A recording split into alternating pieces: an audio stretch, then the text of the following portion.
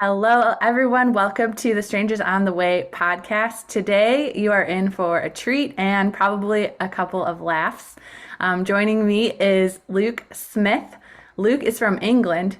He is royal, in my opinion, and we'll be talking about some royal history today.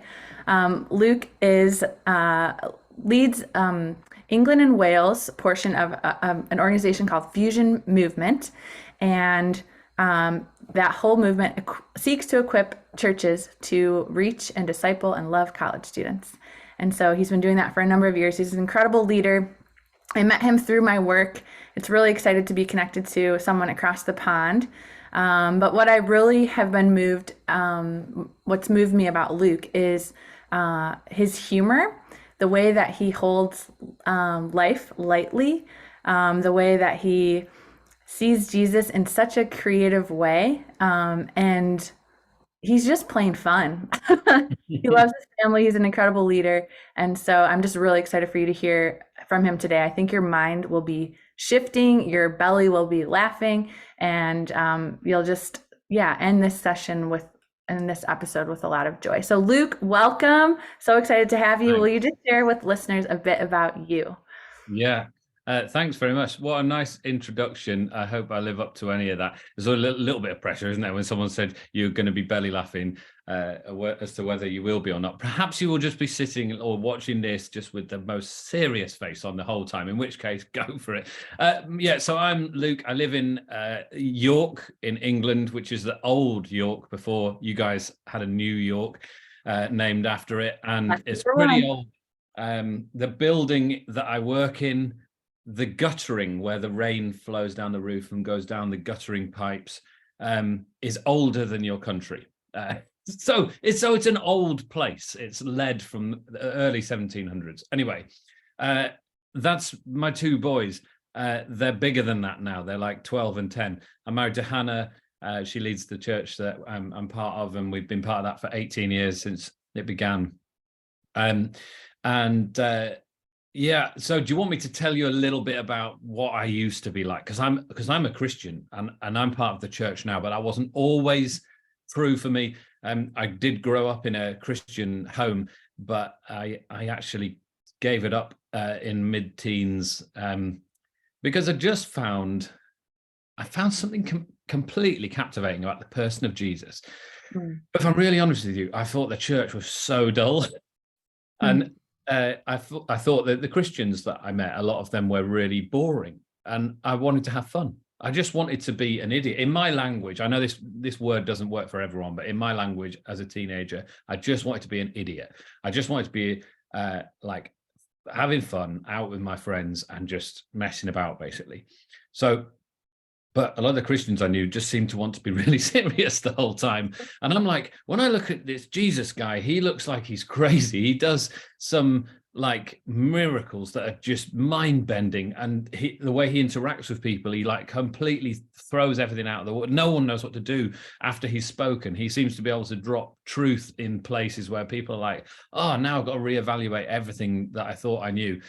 And he also seems to have a lot of fun. He's at parties. He lives it up with people at the top of society and the bottom of society. I'm like, I want to be like this guy. And then I'm looking at people in church going, I don't want to be anything like you. So how do I navigate this? And so I gave up going to church. And so that was in mid-teens because I just wanted to be an idiot. Then I went to a Christian festival because my parents, who were Christians, were speaking at this festival called Spring Harvest. As an Easter, and they so I just was dragged along basically. But there was this girl who I did like, and she invited me to a gig with like What's a gig in English? What's a gig? Oh, a music event. Okay. Where a band was going to play, and it was like dance music, and I was into guitar music. This was the era when I was into like the English bands in the 90s, like Oasis and Blur, and you will have had some of those come across the pond, but you had your own thing going on with a lot of post-grunge stuff. Anyway, let's not get into all of that. So I was into guitar stuff. These guys were a dance band. I didn't really want to hear them, but I did want to see her, and But you she like said, the "I'll come girl. along." So I was like, "Well, okay, so I'll come along." Anyway, I see the lead singer of this dance thing, and he's jumping around on stage. He can't really dance, he can't really sing, he can't really rap, but he's doing all of that. He's having a go with absolutely everything he's got. He was pretty funny. And then he preached the gospel at the end, and I'm like, wow, I really like this guy. And then I suddenly realized this guy is actually God's idiot. I do want to be a Christian if I can be like him. And so I thought, this guy's God's idiot, but I am just an idiot. That's all I am. I'm just a random idiot. I want to be God's idiot. Imagine if I could do this for you, God. I want to be a fool for you. I didn't realize at the time that decision would be something that defines the rest of my life and my faith, and actually is totally in keeping with how God works. Like in 2 Corinthians, we're referred to as fools for Christ. This is not a new idea, but I'd never heard anyone talk about it, about being foolish for Jesus, like a holy fool. It was a new idea. So I thought, but that's what I'm going to do. I'm going to be your idiot. So that's what I've been trying to do ever since, and being somebody who's willing to live life to the full, live life full of joy, and refuse to, I guess, get eaten up by cynicism and being critical of other people or judging other people, but to be someone who is willing to be amazed every day at how good God is, how good life is, and how incredible people are. I just think they're amazing. So I suppose that defines who I am. That's amazing. Oh, I love that. I think joy is one of the things that, at least in America, we don't always connect with God, like being funny. But I was just reminded you're talking, there's a verse about in the presence of God is fullness of joy. So not just joy, but like fullness of joy. Mm. And one of the stories that just stands out to me, and maybe you have some too, is Jesus turned water into wine. And I just thought, I was like, oh, that was his first miracle. That's so interesting. But one year I learned that he didn't just like turn water into wine, he turned 893 bottles of water into wine. That would be the equivalent. And Mm. so just like this like shocking like abundance. And that's got to be kind of funny too. Like it's over the top.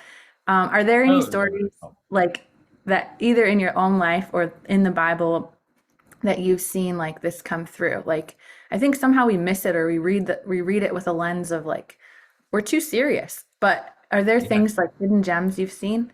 There's if you're interested in how Jesus does this stuff, he does it all the time. He uses hyperbole all the time as a way of using comedy. Like everyone's heard when he says, if you want to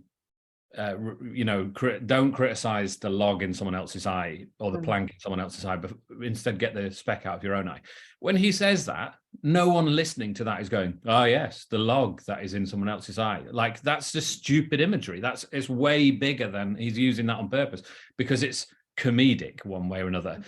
When he says when you give, don't herald your generosity with trumpets. He's not thinking anyone actually does that and goes. He's doing it because he's like, it's a stupid imagery. It's funny. So he's exaggerating so that people remember it, and that is a classic comedy way of communicating. He also tells, well, it's not a parable. It's a way of answering when Peter, the teachers of the law, try to trip up Jesus by asking Peter, do you guys pay your temple tax? And without going into too much detail, basically that was a political issue. It was a divisive issue in the day. Jews of the time had different opinions about what the temple tax was. It used to be a tent tax back in the old day. Some people thought one person paid it for the whole of their family. Some people thought you paid it every year. Other people thought that each person would have to pay it at different points. There's different opinions, basically. And so notice that the teacher of law asked Peter, not Jesus, does your master pay temple tax? So he's trying to get in under the surface of it. Jesus sees this coming and is like, okay. He asks a question to Peter about do the the sons of a king have to pay in order to be in the palace? Well, no. So he's like, so basically, we don't have to pay either to be in our father's house. But you know what? Just so you don't cause any offense, go down to the beach and find the first fish that you catch and pull out of the mouth of that fish a 2 drachma coin, a 4 drachma coin, enough to pay 2 drachmas for you and 1 and 2 for me. So that is absolute like trickster, joking, Magician almost. that is comedy all over. Because, and also we don't know whether Peter did that. I love to think he did it. I would love to think. I mean, he walked on water. He took Jesus pretty seriously. So I wonder if he went down to the beach and did it and just literally pulled out a fish. But the reason why he does that is to say, go back to where I called you from. Go back to where you used to be as a fisherman, and you will find the fish that you used to find and couldn't find until I called you because you couldn't catch any fish. Pull it out and you would discover that I made the fish. So of course I can create the generosity to pay for the tax and not cause any offense to anyone in that, because it's a waste of time being divided over this issue. Wow. It's not a hill to die on. It's a pointless argument. So just get on with it, basically. And he says a tax for me and you. He doesn't say for the rest of the disciples. So he's just like, this is a me and you thing, Peter. Let's sort this. Anyway, he's so clever and creative in how he answers that question. And also, I mean, you probably know this, but like in terms of questions, Jesus asks way more questions than he is asked. And of the 184 questions that he's asked in the 4 Gospels, he only answers 3 directly. And he usually avoids them, tells a story, asks another question as part of his response, reframes the whole thing somehow. And that's, again, comedy. It's way better than, we want things to be black and white, straightforward. It's like this or this. And that's what humans usually want. And the world is more complex. And Jesus never goes like that. He's like, but let me show you it from this angle and this angle and this angle. It's way more interesting than you're giving it credit for. So, yeah, wow. He's full of comedy. And the Old Testament is absolutely rammed with it. I mean, the Old Testament prophets were wild. I mean, you've got people lying on their side for nearly a year. You've got people cutting off all of their hair and dividing it and chucking some in the wind and sending some to another people. You've got people like going naked for a serious amount of time to illustrate Israel's dependence on the Egyptians' military might or whatever. You know, this is just like, this is interesting. There's people here who do stuff which you would say is maybe questionable, but they are like fools, and they do it in order to get God's message across. Because if you're straightforward and sensible the whole time, no one's listening.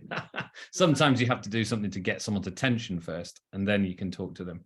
So that's maybe that's what you were getting at with your question. Wow. Oh, so powerful. That's so neat. I've never seen some of those things in that light before. So you feel like God's given you this call to be a fool for him, to be his idiot. Yeah.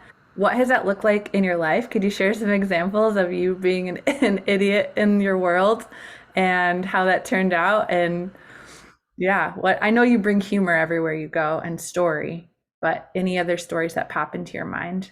Stories are crucial. Not taking yourself too seriously is crucial. One of my favorite quotes is from G.K. Chesterton, is in some of the poetry: angels fly because they take themselves lightly. The devil fell because of his own gravity. Like, he took himself so seriously that he fell. Wow. Angels fly because they don't. They just love the Lord. They just serve. So I realize it's playing with poetic imagery, but there's something in that truth around that. There's something about the freedom then, when we're not trying to take ourselves seriously, when we're not after our own game, when we're living for his glory, when we're willing to look like a fool because we haven't got anything to defend our own ego, we're freer. So we fly. And I do think probably like the human journey of growing closer to Jesus is about letting go of things and not taking that seriously, not holding on to that, letting go of this, forgiving that, releasing this rather than holding on. When we're young adults, we hold on to so much stuff, our hopes, and as we go through life, lots of people hold on to stuff and hold on to bitterness and resentment and whatever. And everyone says, well, when you go through some therapy or something, if you're able to let go of something or some ministry and you receive freedom and healing, you let go of something, you're freer. Wow.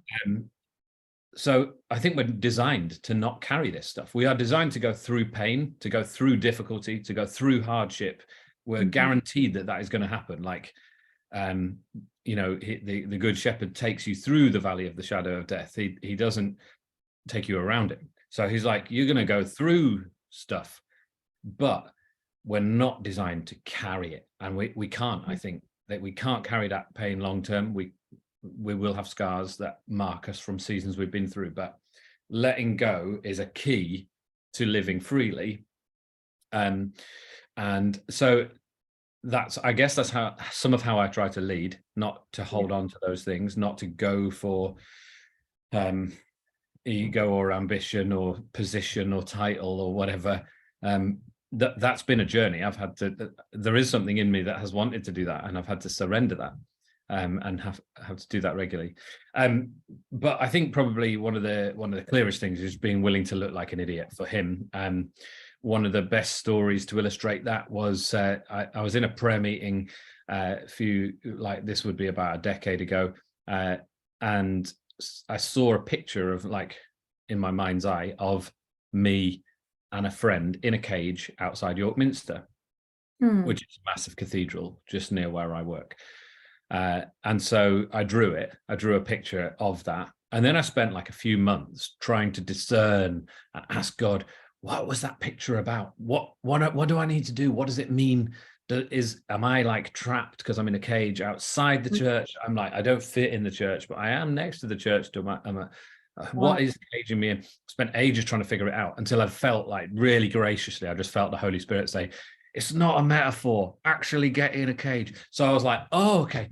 So I've been taking myself too seriously. So I got in to an actual cage. So we planned it. We called it the Cage of Freedom.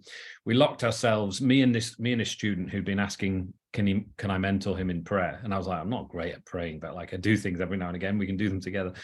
He was like, great, it sounds good. And then I said, I had this thing. I think God wants me to get in a cage with a friend. Do you want to be that friend? So we got like a metal cage that was maybe the size of the room I'm in at the moment, which is about, I'm thinking you use yards. Do you use yards?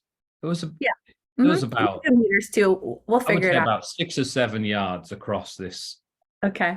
Cage. So not massive, and about 3 yards high. So, so we lock ourselves in. We called it the Cage of Freedom, and we said we're going to be here for a week. And we dressed as prisoners, like orange jumpsuits. Wow. Didn't take any food, just took water. Totally a public place. Loads of tourists. I mean, York is like a tourist trap. It's full of people from around the world coming to see historic sites and so on. So there's loads of people there. And so we said we'll do this Cage of Freedom thing. And what I learned in it is that immediately it created a question. So people came up to us and said, what are you doing? We said, well, this is the Cage of Freedom, and we've locked ourselves in here for a week. And they're like, why? And so we will say, well, because we want to talk about freedom. And we're discovering that even when you think you're trapped, if you haven't got any options, if you feel like life has boxed you in, Jesus brings freedom. And we know we're not slaves to anyone, even though we look like we're slaves. We look like we're prisoners because we're trapped in here. We're not going to leave for a week, but actually we're free. But we just want to tell you about Jesus and how he brings freedom. And that, like, the foolishness of that meant that we had permission to speak to people. Whereas I tried to do mission on the street before, where I go up to people and ask them, can I talk? They're sitting there having their lunch on a park bench or something. And I'm like, can I talk to you about Jesus? They don't want to know. They're like, I'm trying to have my lunch. Can you go away? I'm not really interested in talking. Whereas if I did something stupid that provoked them to ask a question, now it's them asking a question. And also we learned we were in the vulnerable position. They were in the powerful position in that interaction, in that conversation. They're now the ones who are going, I want to know what you're doing. Can you tell me, please? And we're the ones who are going, well, I'm locked in here. If you've had enough of me, you can walk away. I'm not going to chase you. I can't walk after you. So if you've had enough, that's the end of that. Anyway, during that week, we slept in there as well. And during that week, we spoke to over 3,000 people about Jesus. Wow. And prayed with like 60 people or something people started to walk up to us and just be like, "Can you just pray for me? Like, my sister has cancer. Please, can you pray?" And Wow. we're like sort of like modern monks or something. I don't know. It was bizarre. Yeah. And then 3 people gave their life to Jesus just through the bars while we were chatting with them. Incredible interactions. But Wow. excuse me, I guess we were just willing to look foolish. It created a curiosity, a question, and that, I guess, bought us permission to be able to speak because people were asking. Wow. And I think there was a bit of a lesson that we learned then. Wow. That's incredible. This is just practical, but did you eat food that week? Yes, we did. So we did. We weren't fasting, but we just said we're not. We just didn't provide ourselves with any food. Yeah. Again, foolish. So then people initially, kind of some people from the church went, "Well, I'll bring you some food," and then other people that were not from the church, just tourists and people who were from York walking past, and they would just go, "What are you doing?" And they were like, "I really like that. You want to pray for blessing on people, and you just want to chat about freedom. I like it." And then they would bring us some sandwiches and some crisps and some drink and some whatever. So, but what I can tell you is, if you were just sitting, we just had a deck chair, basically, like a beach chair. We were Hmm. just sitting all day. You don't burn many calories, so Right. we you burn some jaw calories talking, but not a lot. So once you've had a sandwich, you're not hungry anymore. And then Mm. someone turns up with a massive pasta bake, and then someone else brings a pizza, and you're like, we are not going to be able to eat this. So it started to mount up. And then when people visited us, we were like, have some food. We absolutely can't eat this. Have some food. Wow. Eat this, eat this. And then some of the homeless community started to join us, and they loved it. And they were like, one guy in particular, a guy called Jacko, was like, "You guys are nuts. I mean, you're like basically homeless for the week. You're living on the streets. You're like one of us." Um, Wow. and um, and so he sort of passed the word around. These guys are really nice, and you should hang out with them. So a bunch of people from the homeless community would come along, and we were like, "Have some food if you're hungry. Just help yourself. We've got absolutely loads. We don't need any of it." It's like, Wow. so that grew and grew. There was a kind of like a food mountain at one stage. I mean, I'm exaggerating a bit, but there was a big pile of food. Uh, that was incredible because at the end of that week, I thought, this is how God provides. At the Mhm. start of this week, I had nothing to give. I had no things, no stuff. And at the end of this week, I've given away more food than I think I've ever given away in my life. Wow. What I learned is, you don't need stuff to be generous. You just need a heart to give, to be generous. God provides the stuff because it all belongs to him anyway. So, Wow. but he's looking for open hearts. He's looking for generous hearts. Who's up for like sharing it in his kingdom? Everything under heaven and earth is his. Yeah. Nothing of it really belongs to us. He just lets us steward it. So Yeah. I'm like, okay, I'm stewarding this food. I'm giving it away. Okay, so maybe I don't need to be mega rich to be generous. I just need to be generous, and Mhm. all of it will flow through his channels. So that was pretty cool. And the other thing I learned, which is an insight into Jesus, is the homeless community at the end of that week loved us.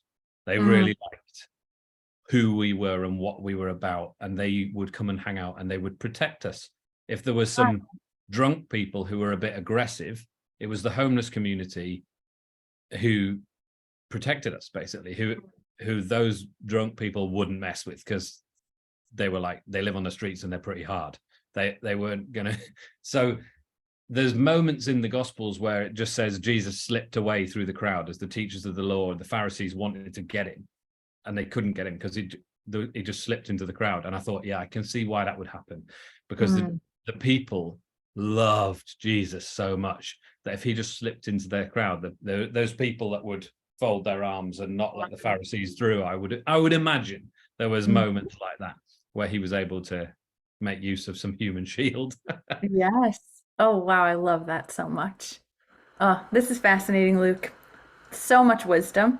Uh, I know you're royalty because you hail from England. And so you had mentioned that this concept of justice. Did you know this? 8 generations back, me What? and me and uh, Prince William, who will be King William, Charles's son, uh, and Kate, his wife, we have the same relative. Eight generations back, You we've got are the royalty. 3 of us have the same relative. Now, the fact that they're related is questionable, but it's 8 generations back, so it's okay. It's okay. So you married your relative, is what you're telling us. They did. Yeah. They did. I think it's fine. I think it's fine. That's It's a so really funny. long time ago. If you go back far enough, we're all related. So let's calm down. That's true. That is very true. Oh, that's so funny. Well, since you are royalty, Yeah. you had mentioned that back in royal times, oh no, in the past, Oh I don't know. no.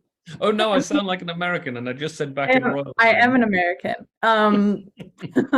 But back in, I don't know, 15th century, you let us know when this Yeah, was. like in There the was film a Frozen, jester. back, yeah, Yeah, back when there was royalty. back in the Yeah. day, Yeah. there was a jester who was hired by the king, and he Yes. actually had a purpose.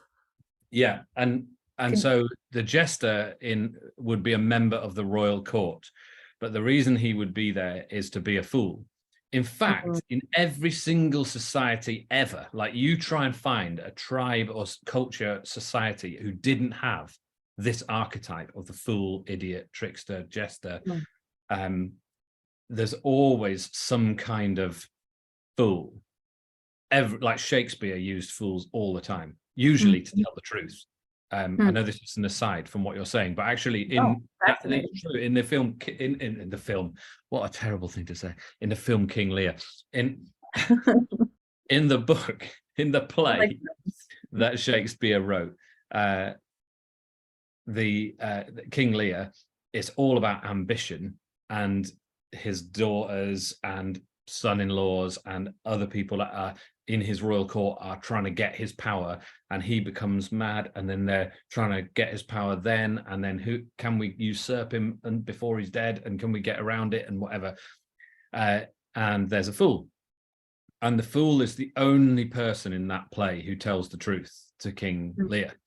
The hmm. rest of them are all manipulative and they lie and they've all got loaded angles on stuff.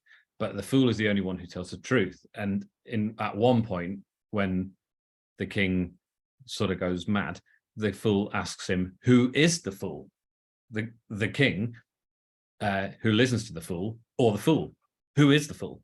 And Wow. there's this sort of reversal where you're like, yeah, who really is the wise one here? Shakespeare did that all the time. And this was a common role for a king or a queen to have. You would have a jester, and they would be partly for entertainment. So, and Hmm. on the evenings, you just couldn't stick on Netflix, so you had to have something to laugh at. And the jester would do sketches and tricks, and might do magic tricks. He might do a bit of this and a bit of that. He had to be a bit of a jack of all trades to be able to do different things. Is that a phrase, jack of all trades? Oh, yeah, we have that one. You like English phrases, and I'm never sure whether We they're love English. them. Yes. That's a generic one. Oh, there's an interesting fact about jack of all trades, but this is by the Love it. side. But sometimes people say I'm a bit of a jack of all trades, master of none. That's what people say, right? That is Yes. not the original phrase. The Oh, original phrase is a jack of all trades, master of one, because you would learn how to be a glazier or a carpenter or a whatever, right? So you would learn your trade, and you'd say, well, you've got to be a jack of all trades, but you're a master of one. So you always wow. learn one. But somehow it's got lost in our linguistics, and we've changed it to mean jack of all trades, master of none. So we actually lose the expertise. And I don't know what that says about our cultures, but there's That's an very interesting thing interesting. that doesn't really help anyone. So the jester was that jack of all trades, and that's why the jester's hat, that's like made of different Yes. material. It's made of different material and stripy bits and polka dots and whatever, because it represents the jester representing part of every fabric of society, like a bit of this and a bit of that, whatever. Everyone can relate to the jester. But he would do an impression of the king as part of his act. He would like impersonate the king. He would act as if he were the king and lambast the king. He would like make fun of the king, and the king would laugh, and so would everyone in the king's court. And the king would be saying, "Look how secure I am as a king, aren't I?" Or the queen, "Aren't I brilliant that I'm able to be laughed at and still, be fine?" But really, inside, he's probably or she's probably going, that's a little bit of truth. I should probably notice that. So the jester also has a gift to the king or the queen in saying, you are a bit like this though, but he's done it in a funny way, which means it's palatable. So the truth is easier to cope with if it's delivered with a bit of comedy. Humor, yeah. Which I guess is like some of your shows, like Late Night Live, or I don't know which show people watch, but you can imagine the sort of show where there's a guy with a desk and a sofa next to it with that people sit on, and usually there's elements of truth that come out where you're like, that's very funny, very funny. That's a really good point. There's usually elements of truth, and it's easier to cope with because it's also lighthearted. And somehow we've lost that role of the jester. Maybe the stand-up comedian in our society acts as that kind of a role, but is not directly speaking with the president or the prime minister or the king or the head of state. So I think we do need that role somehow in our society. And what's also interesting is so there's a fine line between offense and outrageous, unfairness, I suppose, or a thing which you shouldn't say and a thing which needs saying. And that's such a difficult line. And the jester was skilled at finding it. And if he was bad at his trade, the king would chop his head off. So, he knew, I've got to find that balance. I have to be able to speak truth to power, but I've somehow got to get it just right. Otherwise, off with his head. So it's a dangerous place to be.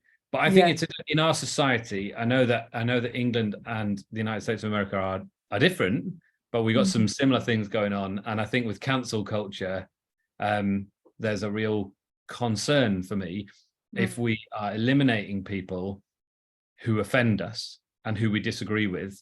We are not going to find the truth in any issue. If we're constantly making our echo chambers smaller and smaller, and we remove anyone who offends us, we're in real problems, because we only really discover the truth. You only really discover what you think when you come up against someone you don't agree with. That's healthy. That's good for us to be offended and go, why has that offended me? Is it because of something within me which is actually something I should work on? Or is it because I actually believe this? And in which case, maybe you've strengthened that position within you, and your resolve for it is strong. You know that you really do think it. That's fine. But if we can't be offended, we've got a real issue. Wow. I feel like that's very wise. And our culture's kind of, going that direction. So that's interesting. So you said being offended actually brings you to truth. Yeah. Well, the core thing is people reckon that something can be so offensive as to cause harm. And there is a case to be made for that. And it's a case has been made for years and years. And so whether it's about denying the Holocaust or hate speech or something like that, there's reasons to say you shouldn't say certain things. I get it. But I would just say, the question is, do you cause someone harm by offending them? Or do we need to say, you're not causing harm, but actually we don't want that to happen in our society? But if you start to legislate around offense, it's a very tricky road to go down, because then you're opening up, well, you could make all sorts of stuff illegal.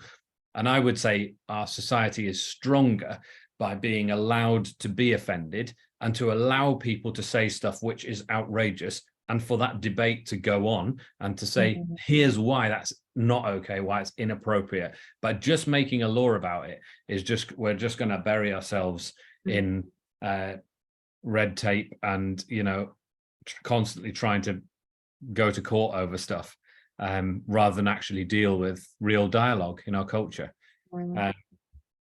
Anyway, the point, we don't need to get into that too much more, but I just think offensiveness is a crucial medium of the comedian and the jester and the idiot. Like, we have to be willing to, any joke that's really funny is usually a little bit close to the bone, and that's why it's really funny. That's why we laugh. So if you can't go anywhere near it, then you would never get near the truth either. Mm, wow. Fascinating. Yes, that's so good. As you were talking, Luke, you are one of the best supervisors, leaders that I've come across, and you do this like confrontation really well with people in your life. And I've just, yeah, heard stories and witnessed it. What, like, how do you do it? What's like, what advice would you give to people who are like terrified of confronting or having dialogue? Like, yeah, what would you say? Like, how do you do it?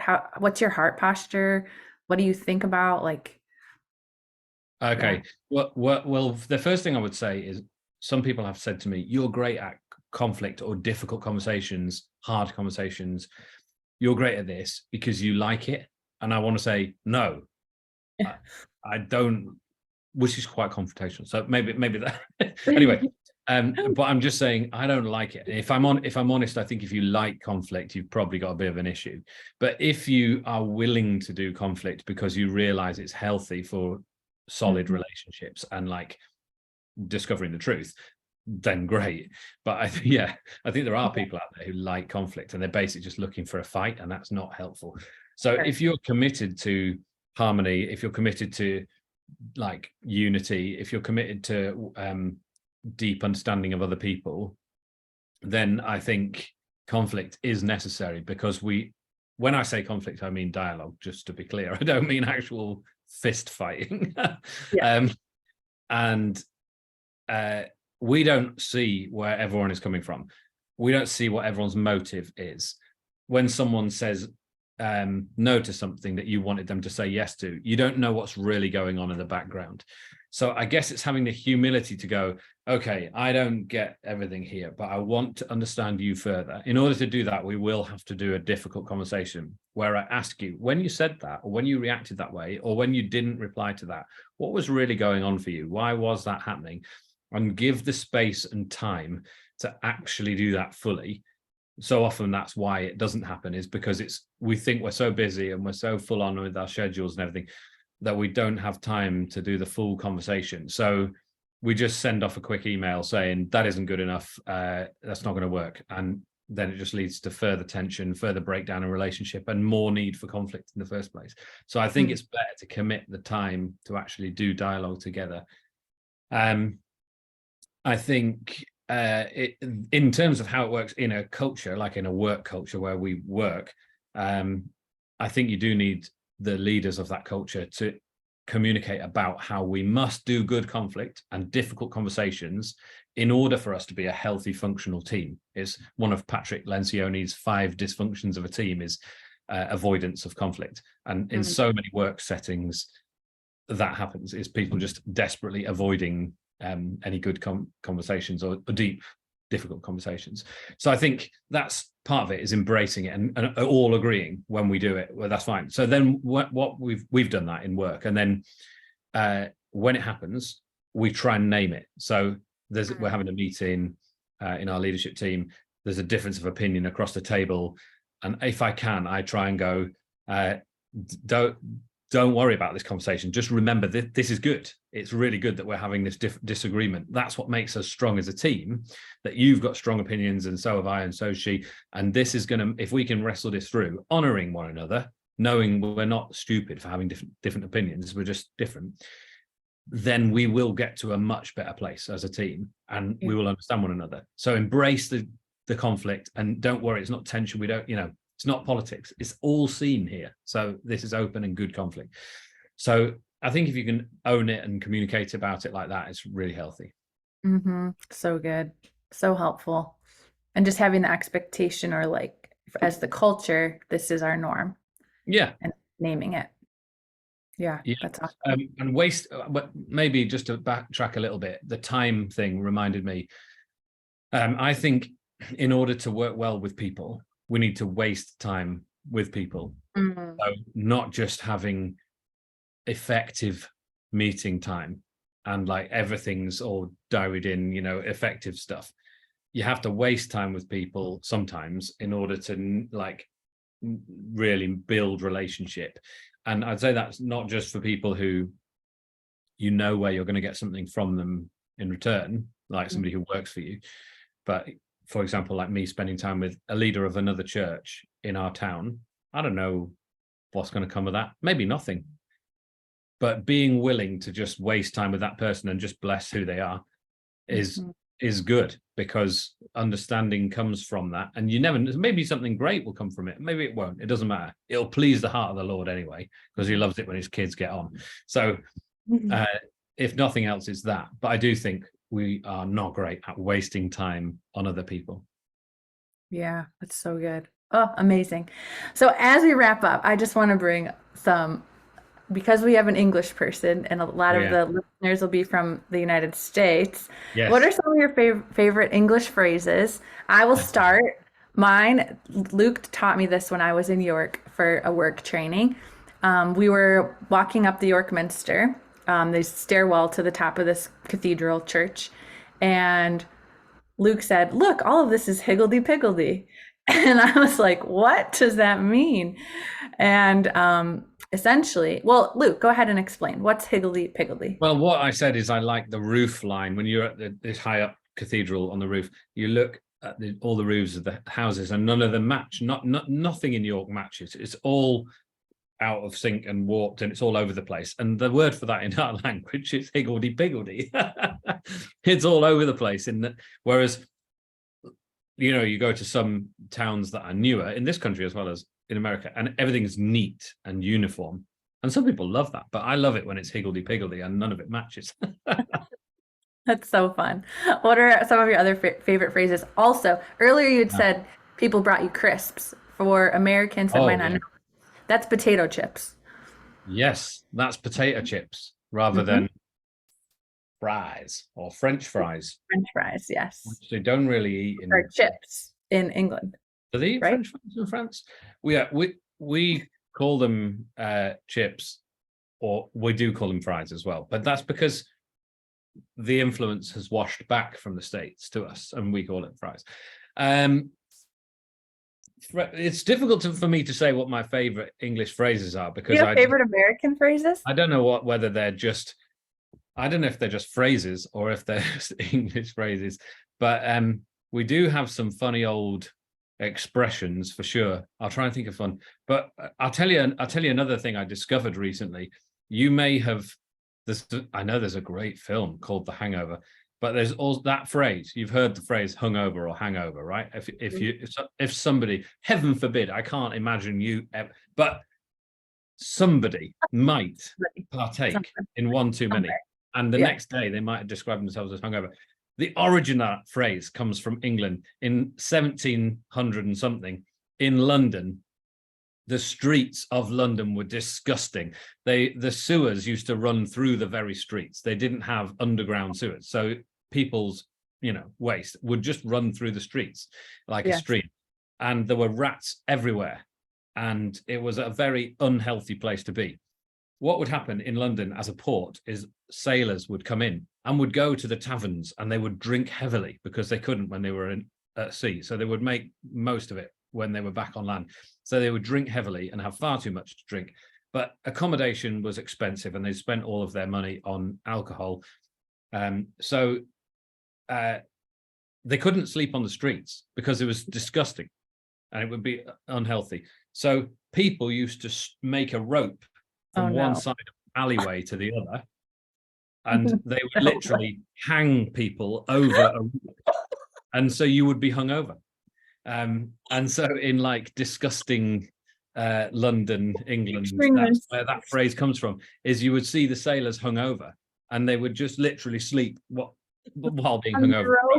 So there's a little bit of English history for you, and a nice little phrase, which is very common in both of our languages now, English and American, to be hungover. Now we know why. Brilliant. I don't know who that's edified, but it's interesting, isn't it? It's fascinating. Yes, absolutely. Luke, thank you so much. Any last parting words of wisdom, encouragement, joke, anything you want to share with listeners as we wrap up? Probably just to be childish. I think Jesus knows what he's doing when he says, uh, don't stop the little children coming to me. Don't let anything hinder them. Just let the little children come to me. And then he says, in fact, if you want to accept the kingdom of heaven, you have to accept it like these guys. Because if you're not going to accept it with a childlike openness, and think of it, how like a little kid just loves to play and loves joy and loves fun and laughter. And he's like, this is how you need to accept the kingdom of heaven. You guys are trying to work out, so if I do this and if I do that, if I act well enough, and if it's about the law, and is it about getting favor here or doing this or whatever, he's like, just chill out. It's about just coming to me, just come to the Father, and ask for his forgiveness, and have an open heart, and for one that's full of joy. So I guess maybe that's the thing to finish on. Come to the Father like the kids. Yes. Oh, I love it. Luke, thank you for bringing the fullness of who you are. I pray our listeners were encouraged and laughed, and just the wisdom that you carry. It's amazing how you call yourself God's idiot. The fools, I think, carry a ton of wisdom, and it's very evident in your life. So thank you. Thank you. Thank you. It's good to see you. Thanks.